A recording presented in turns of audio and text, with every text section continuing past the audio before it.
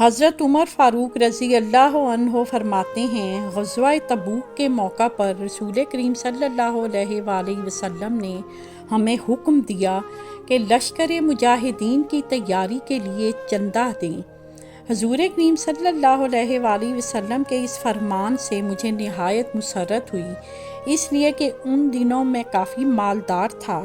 میں نے دل میں کہا آج میں اس کار خیر میں حضرت ابو بکر رضی اللہ عنہ پر ضرور سبقت لے جاؤں گا، کیونکہ اس سے پہلے میں کبھی بھی ان پر سبقت حاصل نہ کر سکتا تھا۔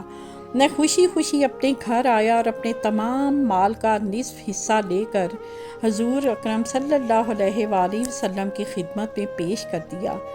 حضور اکرم صلی اللہ علیہ وآلہ وسلم نے فرمایا، اے عمر، اپنے گھر والوں کے لیے کیا چھوڑ کر آئے ہو؟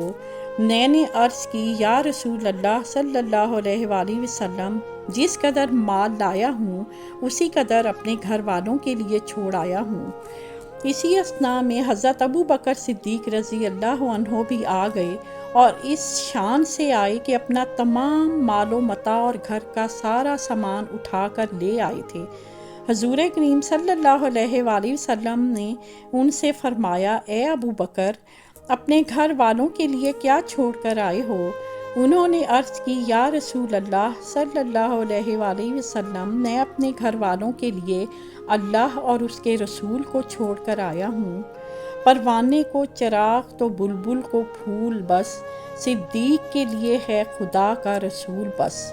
یہ ماجرا سن کر میں کہہ اٹھا، ابو بکر صدیق، پر میں کسی کار خیر میں ہرگز سبقت حاصل نہیں کر سکتا۔ ہم آپ کے خیالات آج کے موضوع پر سننا چاہتے ہیں۔ آپ اس تعلیم کو اپنی زندگی میں کیسے شامل کرتے ہیں؟ اپنے خیالات نیچے دیے گئے کومنٹس میں شیئر کریں۔ اس ویڈیو کو لائک کرنا، ہمارے چینل کو سبسکرائب کرنا اور بیل آئیکن کو دبانا نہ بھولیں، تاکہ آپ ہماری نئی آنے والی ویڈیوز سے باخبر رہ سکیں۔ آپ کی قیمتی رائے ہمارے لیے اہم ہے اور ہم ہر کومنٹ کو پڑھتے ہیں۔ اس ویڈیو کو دیکھنے کا شکریہ۔